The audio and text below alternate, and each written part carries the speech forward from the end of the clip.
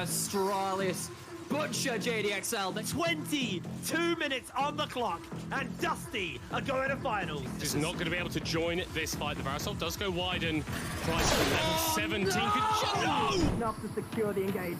turns it around. Attacks are low in the backline. Dan as well. The Sejuani is dead, but Crispberg will trade it. Junglers both falling downers. That's a massive body slam as Carlton is going into the backline. Kiva is dead.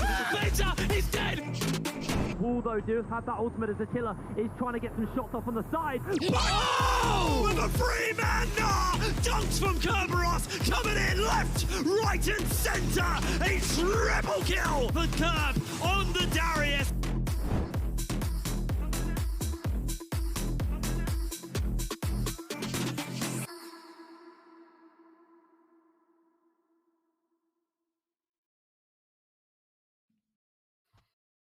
Hello everyone and welcome back to the last day of Aurora Open. Finally, we see the finals at the top of the mountain. At the end of the day, it will either be Dusty reclaiming another title or Astralis getting their own League of Legends title. We'll talk about that soon enough, but I'd like to introduce to you all my desk for today. It is Hiprain and Jamada. Welcome back, guys. How are you feeling? Let's start with Hiprain.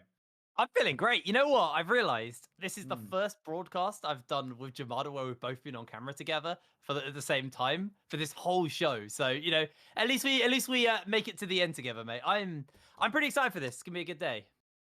Yeah, Archer, I just feel bad that you have to deal with both of us at the same time on camera, to be honest with you.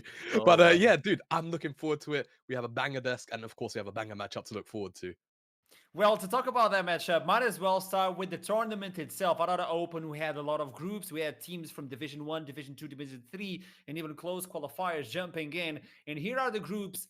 Gentlemen, when you look into this massive number of teams, is there any surprise? Because I see Eminem failing qualifying, Varnier failing to qualify as well, Garp and Monster Ruby getting kicked out by Rudy Sports. I mean, there's a lot to talk about, but what in your eyes just pops up when you look into the group? Ooh, I think I'll jump in here first, and I will Yeah. say probably Ruddy all the way down in Group H. Just for the context of Ruddy as an organization, it was very exciting to see them progress forward and almost, take down the Charlottes very early on in the knockout stages. Of course, I think the fact that we saw Eminem and Veneer as, Division 1 teams not qualifying are probably the biggest standouts. But other than that, I think most groups went as we about expected. All of the Division 1 teams actually progressed forward into knockouts. Yeah, I think I agree with Jamada, to be honest. I think it is pretty standard stuff. At the M&M point, they just, for me, have been a underwhelming team for such a long time now. But I'm actually not that surprised to see them not make it out of their group, if I'm going to be completely real with you. But yeah, I think for the most part, like Jamada said, everything kind of almost went to script, at least in the group stages. So yeah, for me, no real surprises, no real standouts, at least from the group stages. That's the best sentence. At least in the group stages, everything seems to be according to plan, quote, quote. That's when we jump into the bracket to understand what happened in the Aurora Open. We had X7 getting kicked out, Rate Gaming taking them on, Rudy almost pulling a fast one on the finalists, Astralis Talent. Everybody was like concerned what is happening, but Astralis Talent managed to pull it off. And then Riddle taking out Bifrost Gentleman. I mean, let's start with you, Hiprain, on this one. This was an exciting bracket to look into. Yeah, so the whole of playoffs was a lot more chaotic. Like you said, obviously the Rate taking out X7's a really big one. Obviously the Astralis versus JDXL was a super fun semi-final. And then you also just have Dusty just super casually strolling into the finals. They haven't dropped a single game in playoffs. These guys are terrifying. Oh, yeah, numbers. Yeah, I see that one next to Natives. Man, Dusty, dropping that one game, kind of crazy if I'm going to be real. But yeah, they genuinely looked super good. I think, playoffs, a little bit less scripted, let's say. Well, I was waiting for you, Jamada, but there we go. He agrees. No, you agree. I agree. I don't have anything to add. I feel like the biggest takeaways here are realistically that Dusty have made it to finals effectively unchecked, right? We don't know how strong this Dusty is comparatively to the rest of Well, it's just Astralis now. So effectively just Astralis, and the roster hasn't changed. It feels like they've been playing very loose. They've been more or less pretty relaxed throughout this tournament. They haven't had any issue going through any team, whereas Astralis have had a couple of their ups and downs, specifically, of course, in the semifinals against JDXL. So it's not exactly a big surprise, but it's more about how far have Astralis come if we're talking about summer comparisons to now, in terms of that level of development, because their roster also hasn't changed and they have definitely looked improved in certain areas, which we had a lot of criticisms for in summer. Specifically, Carlson, I think, has been one of the bigger outstanding performing players on the Astralis lineup. You were talking about getting checked, and I hope for today's sake, final, we get 5 games, and Dusty actually gets checked by Astralis. We go all the 5 games in like 30 to 40 minutes. We have 3 guys casting. It's the boys I'll introduce to you later on, but we have 3 voices, so might as well just deplete those voices. And talking about checking in, let's check in with both of you, because for the finals, we brought a special game. So far, we'll be playing Pick a Who. It's where you showcase a skill and you have to tell me the name, what skill it is, which champion it belongs to. But today, we're going to spice things a little bit further down the line. So today, we're going to be playing I Saw You Before. What does this mean? We'll provide you an image, exactly like the skills, but of an item. And you have to tell me the name of the item for 1 point. Yeah, I told you. And if you can tell me what the item does, it doesn't need...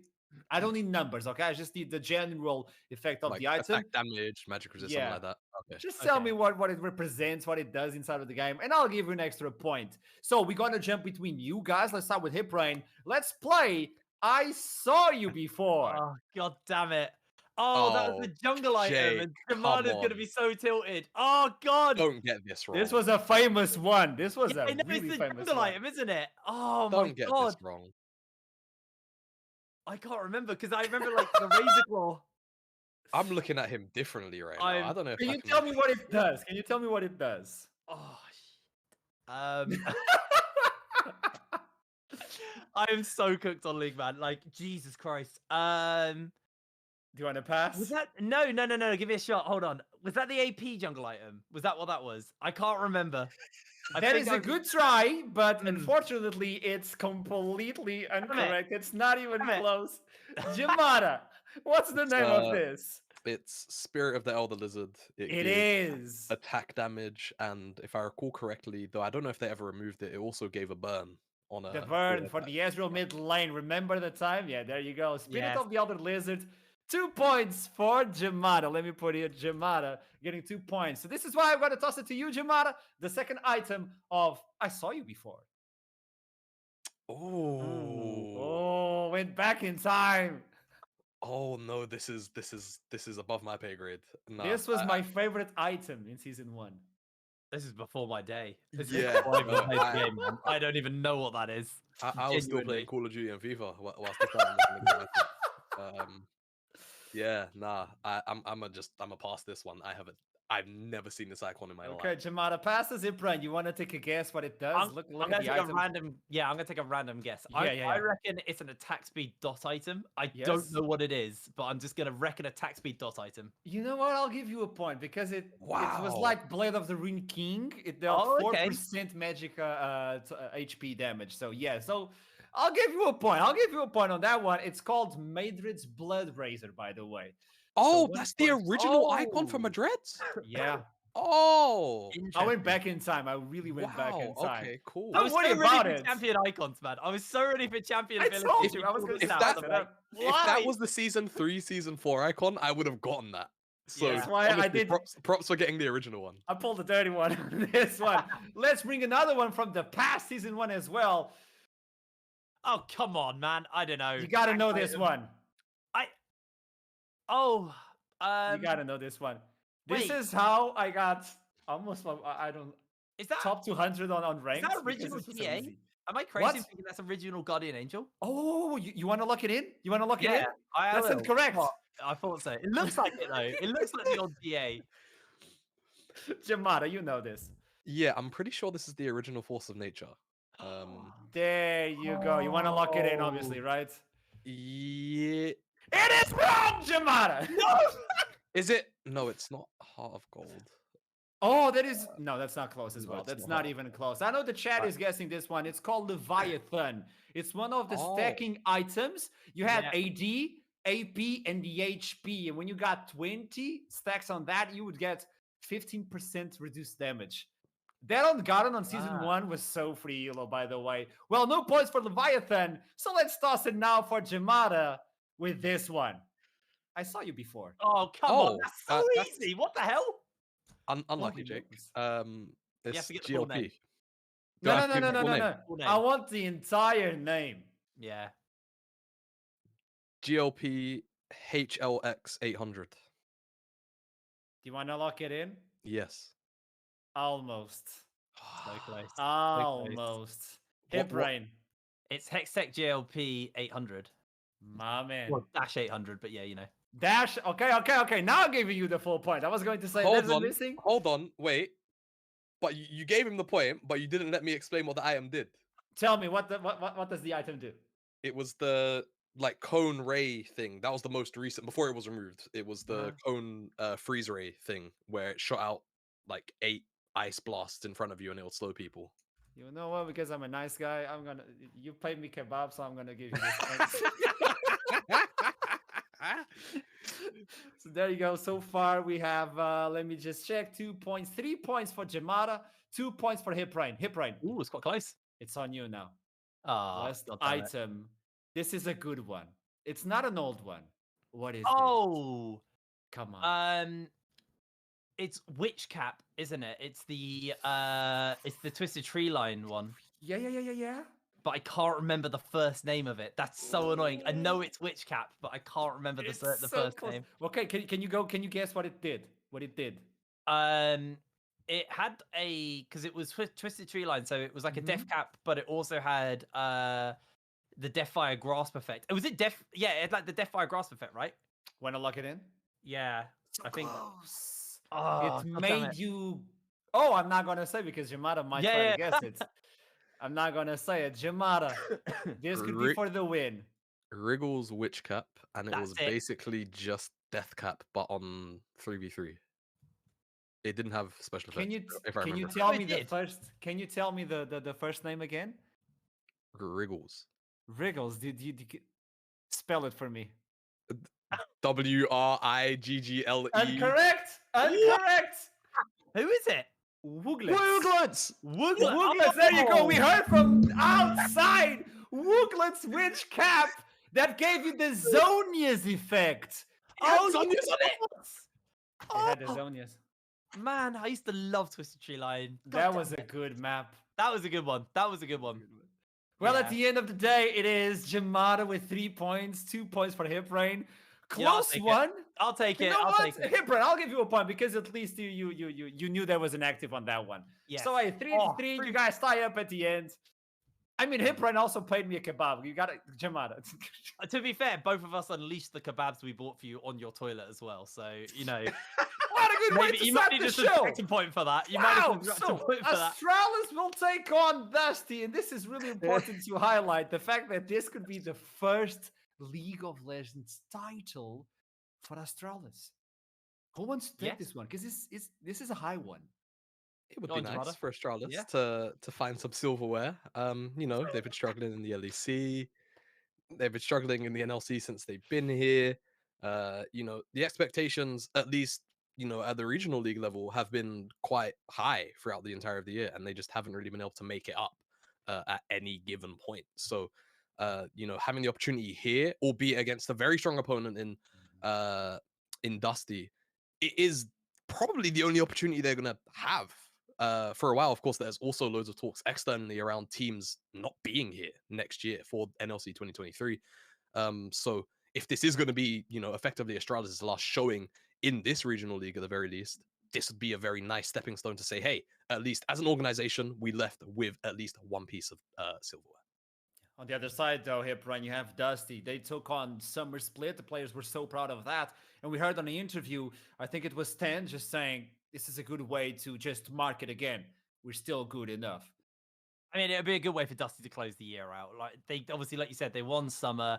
They have been dominating the Aurora Cup as well. And, you know, the expectation is just that this could just be another 3-0 for Dusty. I'm going to be real with you guys. These guys have been devastatingly strong. And I think their major strength as well is their ability to kind of carry from any lane. Like any individual member for the side of Dusty can just step up. Like you look on the bot side, then Voxney and Stend are just that late game insurance. You've got Backland who plays so well with Linkus and just setting him up to move around the map. And if Backland doesn't get fed in his lane, he will just run around the map and find kills in the side lanes and just get fed there. And then Curb is just an absolute monster up on the top. Yeah, I think I really want to resonate on that point about how they can carry from all three lanes. And I think that was also one of the concerns of the start of this roster, where you see rosters like this, where you have effectively a team of, 5 superstars, realistically. You've seen it a lot, especially this year. You could list off all of the rosters this year which have failed because, well, it felt like they were just put together on namesake and nothing more. And I think they've kind of overcome that, where you looked at the roster, you said, okay, pretty much everyone here is capable of being top 2 or is just top 1 in their position. How far are they actually going to get? Because those kind of rosters don't often win. They actually defied that expectation for a change one summer. And I think now, like Hiprain was kind of saying, they're cruising realistically. And I think Astralis are the ones with, all of the work on their back to actually try and upset this massive wave of momentum that they have coming into finals. And that's a good question. Astralis, we looked at them in some in spring splits, and we thought it's not good enough. As much as Goldberg was trying to sell them, it was not good enough. Summer split was a completely different conversation, and I think on Aurora Open, they're finally showing their true colors. It's actually sad for me to look into this team and say they finally woke up at the end of the year. Yeah, no, totally so. I think that Astralis as a roster were, pretty much considered top 3, top 4 from the start of the year, right? I think you had this very strong core of very well-known players in Senkux, Taxa, and Chrisberg. Carlson was this rookie who, we expected to develop throughout the year. He has developed. It just took basically 2.5 splits for it to happen. And of course, Wendelbo in the support role in spring didn't necessarily bring what was potentially promised. Kiba, however, has definitely brought a much different flavor to the support jungle duo, in particular for Astralis. And, sure, they haven't necessarily matched up to the expectations we wanted them. They haven't necessarily, gotten and made very deep runs in playoffs consistently. But at least now here at the end of the year, they've made a deep run in a tournament where they can walk away the champions of that tournament. Boys, we are ready to kick it off to the champion select. The pick and ban is around the corner. It's going to be Dusty on the blue side, by the way. Astralis versus Dusty, best of 5. It all starts now. Hiprain, what can we expect? Do you have any idea what sort of champions we might be looking into in this pick and ban? I mean, if you're Astralis, I feel like you're looking towards banning the Stylus, the LeBlanc away from backland, kind of not letting him have someone who can take over the mid lane and then just take over the map from there. Obviously, there are some standard things you got to kind of look at as well on that front. For the moment, we've seen obviously this Graves and this Viego ban, so just a bit of tension on the junglers and kind of going back towards the junglers. Like I was saying when we're talking about Dusty, Linkus and Backland are just this absolutely terrifying 2v2. So I feel if you're Astralis and you are looking at junglers, you need to look at good jungle mid synergy and how you're either going to counter that or how you're going to ban that away. Yeah, and I think with Dusty, Lintus, Backland, that has been, the backbone of the team for a lot of the summer split in particular. Taxa and Zenkas have stepped up a lot this tournament, so I wouldn't be surprised to try and see them take it to this Dusty mid-jungle duo with, very aggressive picks in their own right, like the Akali, for example, potentially. If that Silas is put down on the table, I wouldn't be surprised to see Senkax throw that gauntlet down. Sejuani's going to join the bench as well, very common on the blue side. I'm very curious to see what Astralis' final ban would be, whether we're going to get something very standard as to what we were seeing at Worlds, or whether or not we're going to get something a little more targeted, perhaps towards Kerberos, because just why not? In regards to trying to chip away as champion pool, it will be the Caitlyn, something we see very commonly. So I think now Dusty have plenty of options. Seraphine is something that gets banned away against Dusty quite frequently, regardless of side. So at least playing with the idea, toying with that first pick, of course, very flexible and very strong for Dusty to lock in. But I would like to see something a little more standard to this patch. We'll see what they want to go towards though, because time's ticking. We're going to get the Varus, so that's something that we started to see rise specifically in semis and specifically in finals at Worlds. This pick that effectively doesn't really have any bad matchups 1v1 AD to AD in lane and can dominate lane, and of course multiple build paths, right? Attack speed, lethality, even AP if the game calls for it. So we'll see what Astralis want to try and match this with now. Just Yeah, as I you said agree. here, Brian. The Silos Yeah. is open, for instance. Even the Aatrox is open. So a lot to take in for Astralis. Tell me. No, I was agreeing with the fact that actually they went more traditional in the AD carry role as well. I think versus the likes of Chrisberg. Chrisberg is, you know, him and Denvoxy are fairly similar in the sense where they're like hyper carry players. They're people who, you know, if you have them on your team, you're typically going to lean onto them into the late game. So I think making sure you don't pick up something like a Seraphine, you actually do pick up a more traditional AD carry. I think that's good for them. But there's a lot of team fighting capability that's kind of being thought about here. They actually do lean away and actually head towards that top side, looking in the Aatrox here for Carlson. And again, that's another gauntlet throw down because we're talking about all these avenues for Dusty. They can play through mid, they can play through bot, but Curb, in their last game leading into the finals, well, not the last game, in the last series, Curb was just on fire in the side lanes. He was picking up the jacks, he was picking up the split pushes, and he was just being a complete nuisance. And someone who can go toe-to-toe with that is going to be this Aatrox here. So there's very much a gauntlet being thrown down with the Talia Yasuo lock-in here for Dusty. Okay, so Lintus goes towards his very old school favorite champion here in Talia. It's not something we see in the jungle too frequently these days, but still very, very powerful. Excuse me. There's a lot of mobility between the solo laners, so there's still going to be a lot of value coming out from the Unravel Earth. Of course, gets that knockback for Yasuo for some pick potential too. Astralis now have the opportunity to either answer the AD role or answer the jungle role. It seems like they're going to answer AD, give Chrisberg his, I mean, it's his most known champion in the Kai'Sa, and now Dusty should likely pin down some of Taxa's champion pool. It's kind of up to them what they want to go towards. Right now, Astralis are definitely lacking on the engage department, so whether or not they want to attack Taxa or Kiba on that front, it's kind of up to them. I expect they will go towards Taxa's champion pool because the jungle role has already been solidified, and I think Astralis doing the right thing, removing away things that can kind of deal with what is effectively a very aggressive team fighting composition moving forward, removing away someone like Renar to break up some of those diving team fights is definitely a very strong call, and I would expect to see them ban away one more lane dominant support that they can find in Sten's champion pool as well. Yeah, absolutely. I think taking away any kind of team fighting utility from the side of Dusty is going to be very valuable to Astralis, because I think Dusty are just straight up the best team fighters we've got in this tournament. They've been so consistent. We've seen them even when they're behind, just walking into team fights and just taking that fight as if they were ahead. They are so clean in the fights, and Renata is just insane in the fights as well. But I think also, if you're looking at banning out supports, you need to look towards things that can be fairly heavy on the roaming and the rotations, because Sten just roams like an animal. Like, that guy is all over the map. So, you know, we've seen him pick up like things like the Alistair and play around the side lanes as well. Not around the side lanes, but around just moving around the map and his jungle as well. So, you know, that's always an avenue which they could go down if they don't want to go strictly kind of CC or team fight heavy support. I had a brain fart on the word of his role there. This moment, let's see another priority pick, and it's interesting to see Carlson going for the Aatrox when in other cities he had it available and didn't want to play it. He would go for the Nard or other stuff, but apparently since it's Kerberos, he respects that one a little bit more. We know what Kerberos is capable of doing with that Aatrox. We get the Maokai.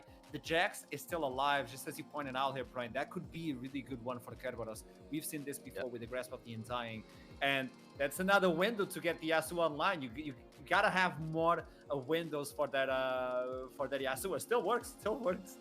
Yeah, I mean, brief knock up, anything really. That will facilitate Yasuo is going to be good here. But also, I'm very concerned we will get the Jax for the Astralis top side, just because you've kind of drafted 3 melee champions. I was wondering whether or not we was going to get a bit of a special out of Kerberos, something very, you know, pigeon-holy. But we will get his Jax instead, and that's still going to be fine. 1v1 into that Aatrox. He's going to take over after he gets about an item and a half. I think the Blade and King Spike isn't quite enough if you rush it. So probably 2 items is when he'll start to take over that matchup. And at that point, it's going to take 2, maybe even 3 people to come and shut down that Jax. Loads of those hovers were going through. We do get the Braum. And honestly, I like it. You've got 3 potential auto attackers on your team, depending on what build then Voxney goes. And you've got 3, 4 very short range champions to apply those concussive blows to that all want to move forward into your range. Kiba's playing with ideas of things like the Bard, the Karma, things that can try and shove in this Varus and the Braum, but it looks like they have to go towards something with engage, because right now they are pretty lacking on, you know, snap engage options. They'll go towards the Amumu, and that kind of solidifies Astralis' comp as something that's very short range. Yes, if it can get into the fight, it's going to be good, but Dusty have very strong disengage tools. And not only that, you have to kind of imagine, if they can't force team fights and Dusty are allowed to take over the map state towards the 20-minute mark, Kerberos is just going to go unchecked on the side lane. And if you go to try and check him, he's probably going to kill somebody and take someone down with him if he commits to that fight. So on the offset, I'm pretty worried for Astralis if they don't get a snowball going. Specifically, I think it's probably going to have to start in the mid 2v2 to try and shut down the roaming potential of the Talia Yasuo combo. So let's throw it down. Let's understand who's going to hit. Brian, who do you think is going to take this first game? Then Jamara, and then we toss it. Hit Brian.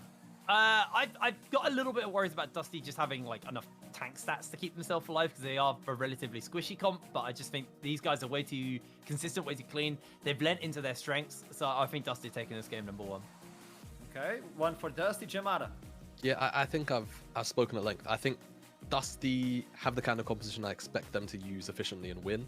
I think if Astralis can get a snowball, they have a pretty solid shot. So I think that kind of composition is very hard to stop the momentum of, but I just feel like Dusty have enough tools and also, you know, ways to play the game outside of just 5v5 team fighting to try and circumvent some of the strengths of the Astralis team composition. So we got 2 members of the desk betting on Dusty right now. Astralis are looking to take their first title. Dusty are looking for the second of the same year. And without further ado, let's toss it to the rift. But before that, let's meet the casters. It's Initialize, Nightmare, and Trouble. It's the boys. That we are. I'm de-initialized, joined by Boy 1 and Boy 2, namely Trouble and Nightmare. Sorry. Wait, who gets to be 1? Who gets to be 2? I don't know. What's the Trouble's priority? clearly number 1. So guys, so you've I've been just demoted. joined the boys, so you can take numbers first. It's fine. I'm just happy to be in the boys, you know? And we're happy to have you here. It's really cool to be seeing these teams again. You know, we've been seeing, this is going to be our last NLC, you know, competitive broadcast of the year, and we get to see Astralis look towards their first league title ever, or Dusty reprising their title and getting back-to-back. What a great game to have for our final broadcast of the year. Completely Yeah, agree. man. Although I'd be a little bit cautious because the way that Dusty got here was a little bit wonky, but that last best of series, man, they just looked a little bit too pristine. And I hope Astralis was watching to try and sort of break the momentum. Sure. I mean, on the other side, though, Nightmare, you were on the cast when Astralis made it to the finals, and they didn't exactly have the easiest series to get here either. That was a 5-game banger against JDXL to make it to the finals to face off against Dusty. Yeah, and Astralis, they were not necessarily the favorites in that series. I think it wasn't like a heavy favorites towards JDXL, but they had to go the full 5 games. And Astralis, regardless of the community opinion of that, and my opinion as well, I think that maybe JDXL would take that one. They took a stunning 5-game series, and now they can put that behind them, face up against Dusty. The record is clear. It is just 1 best of 5 now between you and the trophy. Massive, massive deal for both these teams. Some pride to end the year out, especially considering these are teams who've managed to keep their rosters for this tournament. They get to go in and get a little bit of vengeance for how things went maybe in the regular season. End this off with a bang, especially looking into a new year, potentially new teams for some of these players. This is your opportunity to get a final sort of record on the table for other people to witness. And, you know, you're looking at these comps, you're looking at these drafts, you're saying, that's a lot of comfort for the side of Dusty. Hell, this is Chris Begg's 26th game of Kai'Sa, his most played champion of all time. Like, there's a lot on the table here that says, we've got the champions we want, we're going to come in here and try fighting, because there's a lot of brawlers there. I think the only thing that could have made it more perfect is if we'd had Sten's Nautilus, because I was looking down at the last picks of Astralis and Dusty's draft, and I was like, well, that's comfort for the entirety of Dusty. But where's the hook boy? Where's that big suit of armor? Because that would have really kind of filled in this gap of Dusty have been the comfort team of summer. When they won the NLC, it was just saying, these are the weapons we know how to use best. Let's stick to them. Georgia? And I kind of like, I agree with you because not only, okay, I don't care too much about comfort because yes, this is how they turned around their best of 5 versus in the finals of summer, but it feels like for me the setup for Yasuo is a little difficult and a little bit I don't know, it's like skill shots basically. Is the Brom ult going to land? They put it on hard mode. Yeah, you have a knockup, it's not Gragas, yeah. As in, when you do see the Kai'Sa usually locked in, or like types of Ezreal, like champions that can usually jump around, and you know that you have the Nautilus player in your team, you might usually go for it, but I think right here, if I turn nameplates completely off, if I don't know how these two teams have played throughout the tournament, I'm really favoring Astralis right here. Interesting. The front to back looks impeccable. The peeling looks impeccable. Kai'Sa can actually evade fights with her ultimate, go to the other back of the end of the fight, together with an Aatrox, together with the Sylas. And honestly, if I turn the nameplates back on, Senkax on the Silas has been absolutely insane for this season.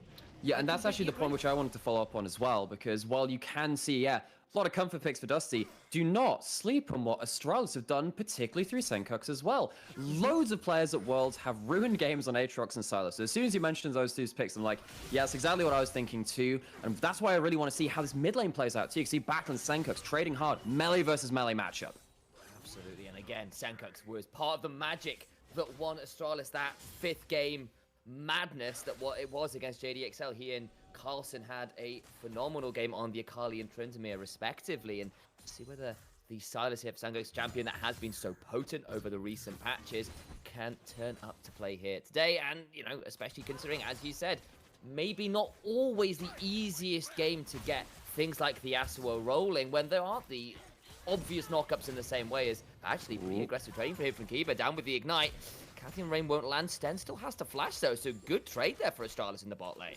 I mean, for sure, Ignite for Flash, you take those any day. You still have the Bandit Tosses for Kiba if he wants to go straight back in. And the second the Taxer also resets and comes back to the map, you could potentially see him walking through lane, trying to force a kill onto Sten now that he's flashless. My biggest... that's what I want to say. The biggest point back here is that Taxer is on a facilitating jungler and he loves playing around Senkax. Fabulous! The moment you speak about it, there he goes for Backland, still getting to slide and glide away, does not have to use the flash, so summoner down from Taxer, and now Linces gets the pullback!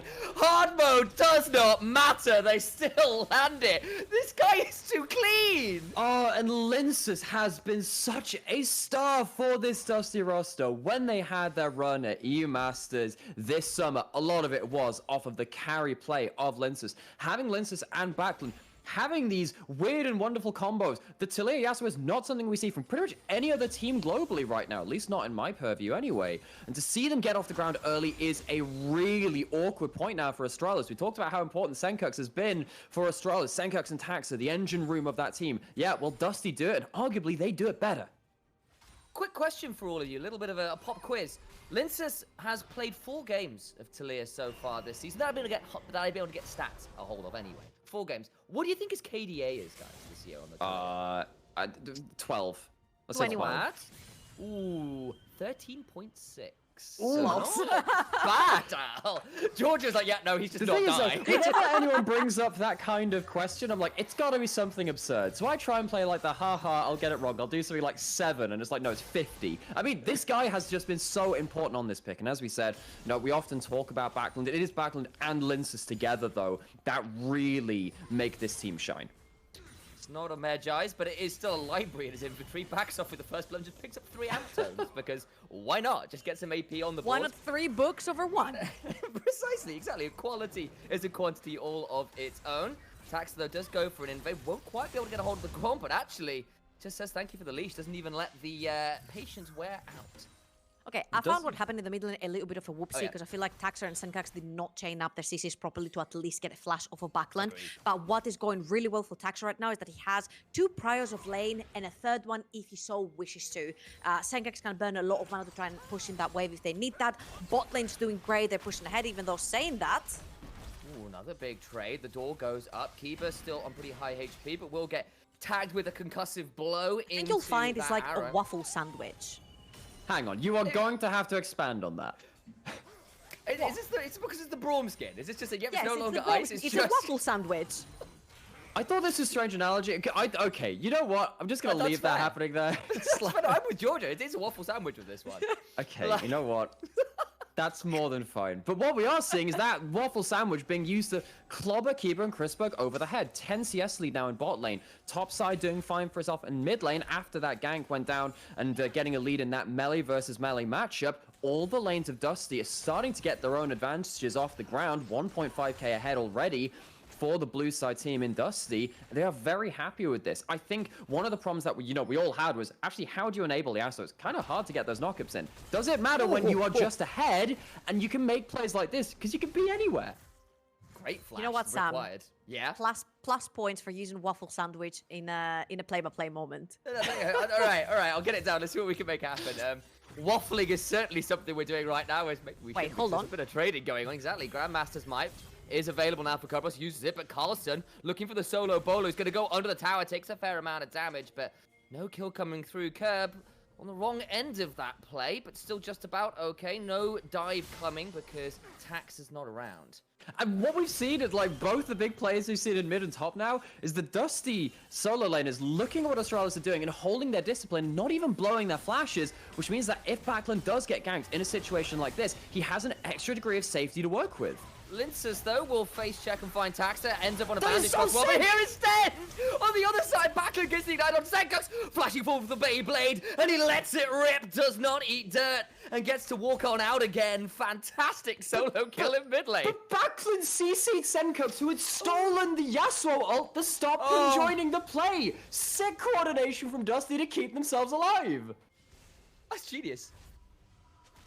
That sucks if you're an Astralis fan. Let's say it as it is. Because they have the setup on the jungler. They've got the Valka. They're like, we'll gank every single lane. Well, freaking Lintas is there every single time. This is not fun for Taxa. This is not fun for Astralis. And of course, we've said it over and over again. 3 things are certain this life. Death, Taxer playing around mid lane, trying to get Senkox ahead.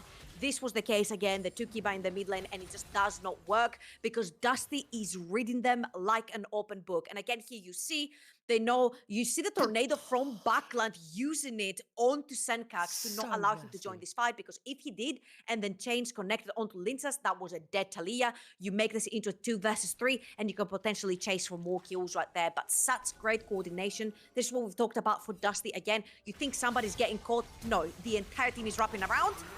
Try it again. First it didn't succeed. The third attempt. There's 4 members here. And finally they get a kill. They make it work. Do you spam in alt chat right here? Like, you want to bring your top laner too, maybe?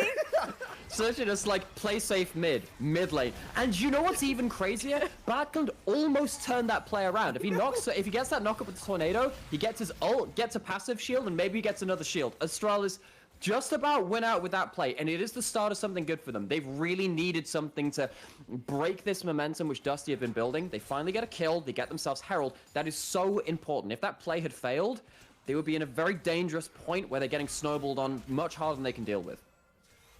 They definitely managed to make the most of it, get a hold of that Herald. All the while, Lincers to get a little bit more free time to pull a bit further ahead in that farm, look to get into this bot side and get a couple plates down here. So there is still a trade at least. But it was a good sequence of plays there to get Astralis something on the board, because they had been falling pretty heavily behind, because every play they made, it seemed like it just gone wrong. Yeah, absolutely. I mean, the second you need to bring 4 members into the mid lane to shut down one Yasuo, that, by the way, is flashless in the mid lane, you know that Astralis are in deep, deep trouble. Bot lane, Chris Burke has fallen behind, and Voxnet 20 CS up at this point. He's gotten 2 tire platings in the bot lane as well, if I'm not wrong. So I think it all depends on how you choose to use that Rift Herald. Do you pop it in the mid lane, trying to shove in that wave? Do you pop it in the mid lane, trying to get the attention of Dusty, and then move straight into this river to try and start the dragon? And even if you do you start winning fights? Even though top lane is looking pretty good for Carlson, but he's also fallen behind in CS. Every single lane, and especially in the jungle as well for Astralis, it's like slowly bleeding. And even then, Jax has a cull. Kerberos is happy to play around that. Kiba has level 6, and of course, with Herald on the table, every fight which explodes, you just need to be aware that the Herald could be dropped in the aftermath of it. So very much keep your eyes on where Taxa is in regards to those plays happening. But Dusty, I mean, as you're saying, top lane is going fine for Kerberos. He doesn't even mind staying even in this lane. Eventually, he's going to get to the point where he can just win the extended trades versus the Aatrox.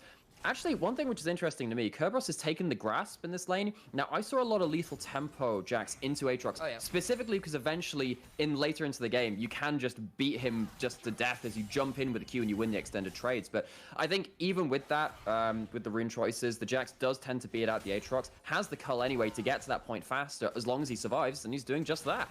I know that was something Jamada brought out on the desk as well. As actually bot side. Never mind talk about top lane, bot lanes where it's at Kiba has to throw down the Q and that Curse of the Sad Mummy to disengage. Summoner traded out there by Chris Berg, who was not looking for that arrow and does manage to get on out though with that Summoner used. You still burn that cleanse though, and next time there's a fight, and mind you, still that Rift Herald is expiring. almost a quarter of its duration left. You see that Taxa is playing towards that bot side of the map. Maybe they're trying to bait the bot lane to overextend and trying to make a play towards that side. But Linces has smelled the play yet again. He is around. He has the wall. He can join. Chrisberg's got to be very afraid. There's the wall, but the use of that Nature's Grasp going to prevent too much more of an easy ingress. No disengage for now, but Chrisberg chunked out. Dragon's available. Has been available now for a little while. Hasn't been taken by anybody yet. Yeah, and you can see that Taxa is really trying to get this Herald into a damn lane, but Dusty making Astralis' decisions hard there, because you can see that Linces goes bot. Actually, at the same time, you can see it on the minimap. Backlund just headed topside, just in case Taxa was there as well. He shoves out the lane and goes, you know, you're covering bot, I'll cover top as well. So what Dusty ended up doing is split up their mid-jungle to cover the entire map, so Astralis didn't have an easy option to drop that Herald. And again, it's just burning down that duration. Taxa now going to be struggling to really find good value from this objective, which was meant to be this big turning point for them. They finally got that pick in mid. They translated that into a Herald. What's that going to really culminate in, though? Not much right now. Yeah, and also Backlund walking in and taking the chickens as well. It makes sure, guaranteed that Tax is going to play towards the bot side of the map, but towards the bot side, they have major priority for the side of Dusty, so he's going to have to walk all the way to the other side. He gets spotted in the Tribush ward as well. He has to pop the Herald right here, which means the money will most likely go towards Carlson, but will he even be able to get close enough to the tower to cash in the money? Because Linces is around, Stendy's around, Taxa just about evades that knock-up right there, and Backlund is on his way too. It feels like Dusty, when it comes to back, when it comes to movement on the map, they're always one step ahead. They will read your play, they will shut it down, and then they will make theirs in return. And so far, so good. It's netted them about 1,500 gold in 12 minutes into the game. Every single lane is ahead in CS. They've been able to take tower plates everywhere. So far, so good. For a team that thrives at actually team fighting, you're doing great in the early game. Yeah, I mean, at least Astralis get something out of that Herald, right? At least they get something out of it. They get something onto that Aatrox, and as we said, eventually the Jax is going to be a real problem in a 1v1 sense for Carlson.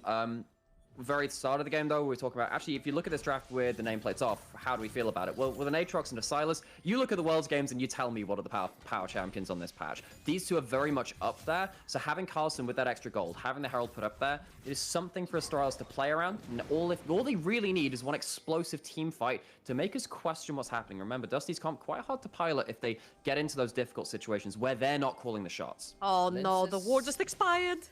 That means that Carlson's in danger. Tower does go down, but at what cost? All the while, Dragon being taken on the side. Flash for the counter-strike into the shove back.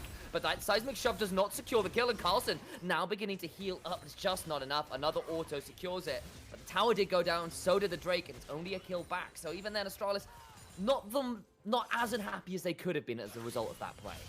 I said that's kind of worth it for Astralis right here. Yes, you sacrifice your top laner, but you get to shove in bot lane, you shove in mid lane, you take the dragon, you take tier 1 top lane with a bunch of tower platings pre-minute 14 as well. I think this is super worth it. Now, I think the fate lies on Carlson's shoulders because he's the most fed member right now in the team, and we all know what an Aatrox can do in a team fight. The only problematic thing that I see here happening for Astralis is that Aliyah. Unless you find a way to assassinate that Aliyah, she's gonna be blocking the way of dashing and getting into the backline every single time. And since your team consists of 4 melees and a very short AD carry that Kai'Sa is, getting that Aliyah out of the picture early on is gonna be very instrumental for your team fights. Yeah, and I very much agree with the Talia. I also think the Varus can be put into that equation too, because Varus are the brawn behind them. Yeah, well, yeah, Chrisberg doesn't have that same degree of safety. Chrisberg did not enjoy that. Has to flash on out. The Ignite won't quite secure the kill, and that Nature's Grasp locks the Yasuo down for now. Everfrost comes through, and the turnaround is phenomenal! Kiba cursed them all. The Sad Mummy gets one back, but now what about the turnaround? Another Q comes through. That bandage shot's not enough to get them out to safety, and he needs to go straight to the morgue, never mind the hospital. Pulled back is Kerberos getting that kill onto Carlson, courtesy of Linces. And that means it's still a 2-for-1, because Chrisberg really did not want to join that fight after being chunked so low. And that's the big thing, right? That fight looked pretty good for Astralis. Kiba, monstrous engage with that ultimate. Except your AD carry's already been chunked out. Yeah, backline ends up dying through at that, but it ends up being 2-for-1 because one team had the consistent damage source of a ranged AD carry in a very largely melee game. The other one had Kai'Sa just completely chunked out, so they couldn't contribute. Well, we got a replay, and Georgia, care to take us through this one? Because I thought Chrisberg was dead to rights, but the turnaround looked good. Yeah, he held on his ult and he held onto his cleanse, which he could have used for Ignite and saved him some HP. But that was a lovely ever for some to three members engaging onto Butland in the mid lane. I think Kiba right here overextends a tiny bit. He sees three members. He's like, I'm gonna get that big ult down, but there is a teleport that comes in from Kerberos. And the most important thing is your AD carry cannot join these fights. Oh, but right here, Astralis have overextended again. Flash over the wall, but look who's already there. It's Sten looking to get down some Winter's Bite. Kiba trying to run away, but nowhere to go. Backlane gets vengeance for the engager mid lane. Turnaround from Astralis now. Stolen. Glacial Fissure, there's the name of that ultimate. Took me a second, but Senkux wishes he was given a little bit more time. Gonna get knocked up, but flashes on out and uses that abscond to duck to get alive in Backland. Playing with fire does not secure a kill. Holy. Okay, so again, Astralis are trying to reach for something. Dusty read the play and they take something in return. And this is the push in the bot lane. Astralis have to back out because they don't know how many members there's down there, which means that Crispec has to play underneath his tower. You take control of that bot side of the map. You take that kill, which goes on to Jax, if I'm not wrong, right here. And you just basically start zoning Astralis away. You grab Flash from Taxa. You grab Flash from Senkux as well. Wow. Alex, you got something to say about this? Yeah, for sure, because remember a lot of the early game and what we were talking about was, okay, cool, look at these compositions, look at how they're meant to play out. Oh yeah, but Dusty are really good at team fighting. And that's what we've seen in this game, is that, you know, Dusty, they had some really good early game movements. You could see what happened with some bits of this composition, but it's come down to these two big team fights in a row, and even though that engage in mid lane looked like it should have been a good turnaround for Astralis, Dusty just outplayed. Bot lane, similar story. They just find a way to win out on these fights. And now we're starting to get to the point where, you know, Dusty gave this trouble really over to Riddle as well, because it was just a point where it's like, okay, cool, you're even in the mid game, or just about. You can compete. Now you have to out team fighters, and very few teams can do that. Let's see if they can do it again. Good attempt. Teleports coming through, Nature's Graph coming down, Stand left out to dry. The door is not enough. It's a good shove back on Senkux. Trying to heal it back up, but not enough. Now the turnaround from the side of Dusty ensures it's a 2-for-2. Carlson healing back up, throws down the Infernal Chain, but Kerberos will not be denied. Another seismic shove gets two. Who said it was hard mode? They will finally get rid of the Yasuo, but Vixus has to use the stopwatch and gets out with it. Oh my god, Dusty.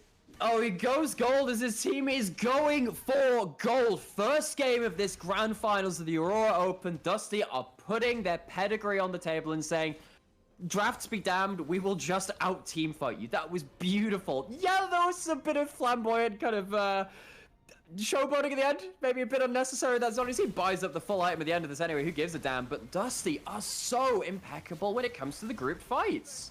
I think we might have to turn our eyes towards the dragon as it's about to spawn. There's another Herald in Lince's infantry from a fight earlier on as well.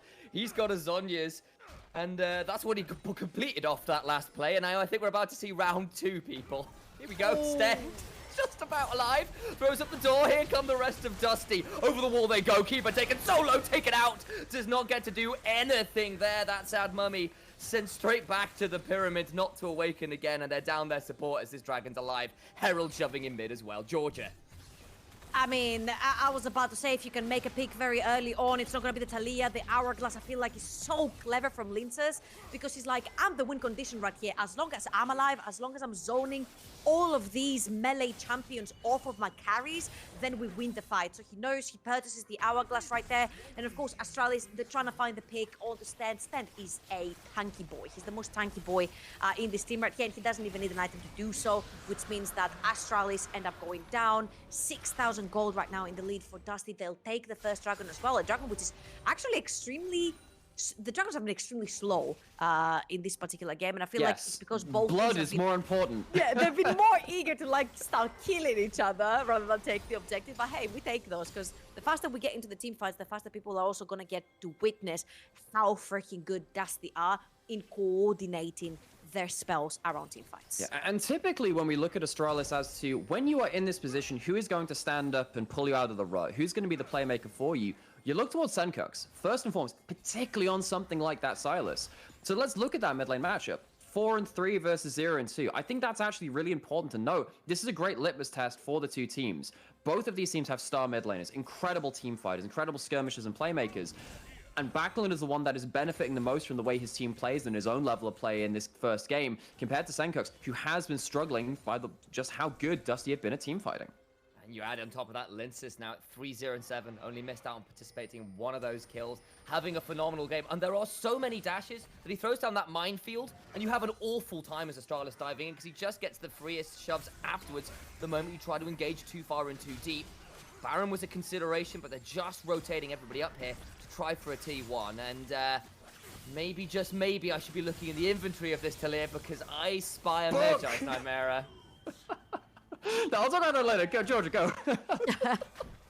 Actually, I wanted to say that I'm seeing a lot of numbers in general, the sort of Dusty, and a lot of these numbers are also bounties. You try to catch somebody on a side lane, Linces or Kebros, that has overextended a couple of times over the summer split as well. So this is what Astralis are looking for, but right here, they're trying to engage on a full-on 5 vs 5 for Kebros. Dasaf is teleport available, does he need to join? But all Dusty have to do is just take the attention of Astralis, back off, let Kebros push in on another lane. But key moment there was Backlund blocked out the Silasol, stopped the hijack, stealing the Varusol. You have a Senkux on Silas who with Flash and E, if he steals that Varusol when that Maokai ult is coming in, that is the perfect storm to start firing in that Varusol onto one of these extended targets in this top lane. Key micro moment there from Dusty's mid laner to stop that engage being perfect for Astralis. That's twice we've seen that. We saw that in the mid lane to prevent the Yasuo ult onto Linces in the mid lane earlier on that kind of broke that mid lane open. We see it again now. Backlund has been really on it with these interrupts, just knows the higher end skill ceiling on this champion. And we've seen it, honestly, from both the mid jungle of Dusty this game. We said, what the easiest game to set up for the Yasuo? Doesn't feel like it, frankly, this game. Dusty have been really playing with that kind of swagger we've seen from over the last few series. Yes, it's been perhaps a little messy, but they've certainly been confident as they now look to invade into this red side jungle. Yeah, and look what that means for the jungle CS. 178 to 97 right now between Linces and Taxa. Taxa, he is the one who is being taxed this game. Linces has become the taxman himself and has got a heck of a lot of items. 3 built up with, of course, the Magi Soul Sealer inbound. As the sole AP threat on this team, and as Trouble's been calling it, the win condition for this team, they are setting themselves up for a huge amount of damage in these team fights. And having this item build now compared to this sad sapling of Maokai, Taxa really doesn't have much he can do. Yeah, I feel like we saw it at Worlds as well, when one jungler picks sort of like the facilitator, the ganker, the one that's going to set up your fights, right? Like Setsuanis and Maokais and all that, into the likes of Graves and Nidalee and Talia that just want to farm, get items carried later on. Your value comes from actually getting ganks done, taking summoners, making the early game a little bit more oppressive for your opponents, right? If that early game doesn't work out, and unfortunately for Astralis, it hasn't. Every single gank was read from Dusty, and it was returned back to them. Oh, this one though. Gonna try. Demfox there has been left out to dry. Nothing to be found there. He is dead to rights, claimed by Senkux, and a big moment there. The gank may not have worked out earlier on in the game, but the plays in the jungle do this time around. And now with the AD carry dead, maybe Astralis see an angle at Baron. Why is he the one face-checking? Why is the immobile Varus with so little appeal to their name the one walking up first? But that key moment of error has led to Astralis finding another one of these openings. They've had precious few in this, and now they get to start the Baron. Stolen Varus, what can they do with it? Senkux goes in, tries to find a good angle, but gets shoved back because they knew exactly where he was gonna be. Lince is on a rampage, flash for the Winter's Bite. On the other side, Backlund gets away from the engage with Chrisberg and Kiba. Taken low, but certainly not out. And now Astralis are the ones on the retreat. Weaver's wall comes through. Kiba does not land the bandage shot, has to flash out of the seismic shove. Backlund still running on the other side of the map. Linces gets that one. What can Backlund do? Apparently enough to get away. They get two, and now they can turn to Baron. I mean, this was I think this is a great showing again of Dusty's team fighting, because while they were trying to engage towards the top side of the map, Senkux has a pretty good ult on the Silas. What does Backlund do? He zones away both Kiba and Chrisberg. They can't join. That Kai'Sa that we said can jump into the backline and assassinate cannot join. Taxa cannot join this pit. Does have the smite, but if you can't get in, you cannot steal. He just used his twisted advance. And that means now that the rest of Dusty can start running for potential kills. Kerberos and Sten in a 2v2 that they seem to be winning, but Kerberos has got his stacks. Sterax. There we go. Okay, fair. He doesn't You know what, flash. I It was- respect I saw that. Well, as well, in fairness. see, Kerberos has the Sterax, yes, but Linces now has many more stacks. 15, gets an opportunistic fight around that Baron and chooses not to flash over and preserve those on the Medjais. And between Linces, with that, and then Backlund managing to slide, glide, engage them in the bot lane of Astralis in the 2v2. And then get out alive. Dusty are just styling all over Astralis, and Kerberos is dying. Kerberos is about to maybe make us feel a bit bad about it, but Leaf strikes away! Blue buff stolen by Linces, and now Keeper taken dead to right. It will be a 1-for-1 though. Here they come through the Hex Gates. Backlund is here, and he is back all right. We know exactly how this one goes in the back streets, or at least the back end of the jungle. Senkux going golden. A 3v4. Will Crispberg go back in? No, he will not. A piercing arrow will send him away. Weaver's Wall keeps Astralis away from the minion wave. It's a 1-for-1. What on earth is this game? I'm not saying that this particular kill is going to bring Astralis back into the game, but if it has to do this for about another 10, 15 times, for sure it will. Because it shows obviously how eager they are to actually fight because they have the item. But look at this here. Syntax Taxer from the side. Backlund's trying to glide his way around. So much damage lands that last breath. Linces gets the kill. Tax has gone over the wall and really wishes he wasn't because he is the one who is taxed. And the returns are going straight to Dusty. Senkux falls. Crispberg cannot get the kill, but does eventually after the stopwatch wears out. Linces gets that one at the end alongside Den Voxnay, and they come out 3. Make that 4-for-1 in the 3v4. I demand a replay of that. Backlund gets a Beyblade ultimate off, getting the extra kind of spin just before the ultimate dashes in and out of his wind wall. Yes, you have to try and get these opportunistic picks of Astralis, but how do you do that against a Dusty lineup which is playing this well? They're thinking about getting at least an inhibitor here. How much more do they feel like they Look at decide Kerberos not top. to shove on? Yeah, they got curb top. They just get the inhibitor. They'll back on out. Keeper has respawn, gets a stun off with the Linces. Oh, not like this. He does have No, not like this. Go. Linces, the stacks. No! 10 pages thrown in the bonfire. Okay, had this kill gone to Crispberg, I'd say there's hope. That was a 700 gold bounty shutdown. And Crispberg has been playing out of his freaking mind on this guy. So I think if anyone on Astralis, he can try to carry a game, especially since he's on his one of his most proficient champions, right? But here, Senkax, Taxa, they're trying to flank from the side. But there's 3 members of Dusty right there. And 2 out of 3 of them are the strongest with Linces being there. Which means that the double knockup is going to land onto Carlsen. He's going to instantly disappear. And Taxa's HP, but I don't know where it went. Because it was there a second, I blinked, it disappeared. Crispberg dives in, he was undying up to this point, grabs a shutdown, cannot 1v3, unfortunately, for Astralis. But again, I feel like a lot of these fights have been so sloppy from Astralis because the power and the strength of that Kai'Sa is there. They just have not necessarily used it to their advantage, or Crispberg has been in a position where he gets caught out, he has to back off, cannot rejoin, and Dusty are bringing in 5 members full force. Got a 3-item Kai'Sa now, and 2 minutes until what would be a Hex Soul point for you. It's not the Hex Soul itself, but maybe, just maybe, that can be a win condition if you can stall long enough and keep Crispberg being a deadly threat. Kind of agree with you there, Georgie. He is that potential light in the dark right now. Nymera, looks like you've spotted something you've got to talk about. Yeah, because if you're going to start playing around this Kai'Sa, Astralis are going to run into an issue because, yeah, the Kai'Sa is really strong. That is a win condition. Problem is, if you split the fight, someone else is doing damage to you like that, the Taliyah or the Yasuo. Oh, so much damage. Shut down for Senkux. That is the Yasuo. The Yasuo getting something back, though. Keeper gets out a massive seismic shove into a last breath, secures 2 already for Linces. Crispberg is running away, the single remaining member, a triple for Linces, a quadra for Linces. This Taliyah is just monstrous. Leandri's anguish is exactly what you'll be seeing on the faces of every member of Astralis. 25 stacks in the book. And it will be a game 1 victory for Dusty, and in what style it's done to. And Crispberg can't do it in that final fight. All of his damage goes straight into a wind wall, and they are walled out of this first game. Game's over just like that. 10-1, 12 on that Taliyah. What an insane game. That was 22 out of 23 kill Madness. participation for Linces in this game. And I know there's like a lot of people who have branded him as the more of a carry-oriented farming jungler, and he wasn't a carry, and he wasn't a farming jungler, and he still got 22 out of 23 kill participation because he was just there. And I think this is what sort of takes him apart from other farming junglers that like to play the game, that he's present when he needs to be. For every gank Taxa pulled, Linces was there to turn it around with Dusty. Big props to the entire team. I mean, what do you say about that one? We said maybe, perhaps a little bit of hard mode, a lot of comfort for Dusty, sure, but not the easiest game to pull out unless you're hitting all of those skill shots. I think they kind of did that, Nightmare. Yeah, maybe we should not call it hard mode and just call it maximum effort, because they put it into overdrive in that game. That was some serious playmaking. There are very few games where I sit there and I'm just like blown out of my mind, just like by micro plays in most of these fights. But continue looking at this. It was these micro moments of brilliance from Dusty, which really turned a lot of these huge fights.